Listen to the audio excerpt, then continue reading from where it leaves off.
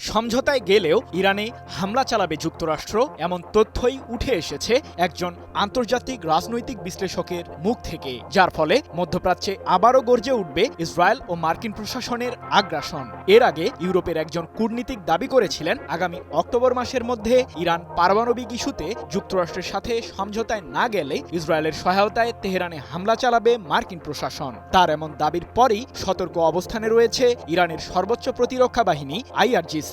শত্রুপক্ষের যে কোনো হামলা প্রতিহতের ডাক দিয়েছে সামরিক বাহিনীটি।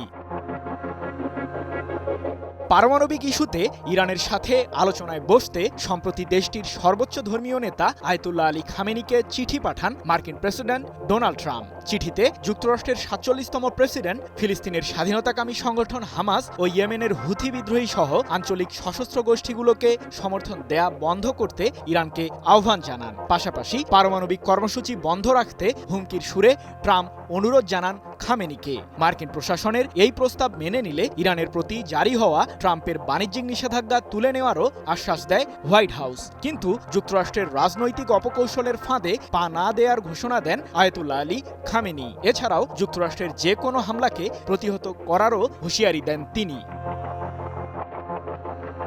এবার তেহরান বিশ্ববিদ্যালয়ের অধ্যাপক ও মার্কিন রাজনীতি বিশেষজ্ঞ ফোয়াদ ইজাদি ইরানের সাথে যুক্তরাষ্ট্রের সমঝোতা প্রসঙ্গে নিজের অবস্থান তুলে ধরেছেন। মার্কিন প্রেসিডেন্ট ট্রাম্পের সাথে ইরান সমঝোতায় গেলে তেহরানের ওপর আক্রমণের শঙ্কা বেড়ে যাবে জানিয়ে ফোয়াদ বলেন, ইরান যদি না চায় যে মার্কিনিরা তাদের দেশে আক্রমণ করুক, তবে ইরানের উচিত হবে ট্রাম্পের কথায় মনোযোগ না দেয়া। প্রতিবেশীদের সাথে সম্পর্ক ছিন্ন করতে ইরানকে চাপ দিচ্ছে যুক্তরাষ্ট্র। এছাড়াও তেহরান থেকে বিদ্যুৎ ও প্রাকৃতিক গ্যাস আমদানি না করতেও ইরাককেও চাপ প্রয়োগ করছে মার্কিন প্রশাসন।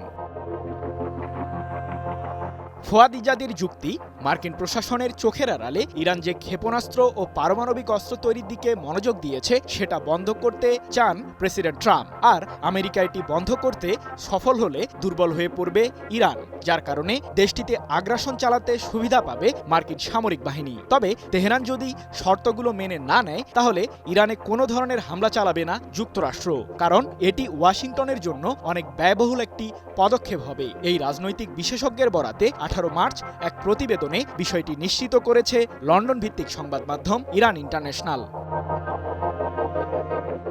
সঠিক প্যাড আর সঠিক তথ্য দিয়ে এসব সামলে নিব এক হয়ে। Monalisa sanitary napkin. এদিকে ইসরায়েল ও যুক্তরাষ্ট্রের যে কোনো হামলাকে প্রতিহত করতে অপারেশন ট্রু প্রমিস 3 পরিচালনার ঘোষণা দিয়েছে ইরানের সর্বোচ্চ প্রতিরক্ষা বাহিনী IRGC। গত বছর 2 দফায় ইসরায়েলের রাজধানী তেল আবিবকে লক্ষ্য করে ড্রোন ও ক্ষেপণাস্ত্র হামলা চালায় ইরান। ওই দুইটি হামলার চেয়েও এবারের হামলা ভয়ঙ্কর হবে বলেও হুঁশিয়ারি দিয়েছে IRGC। সৃজন মাহমুদ, নিউজ 24।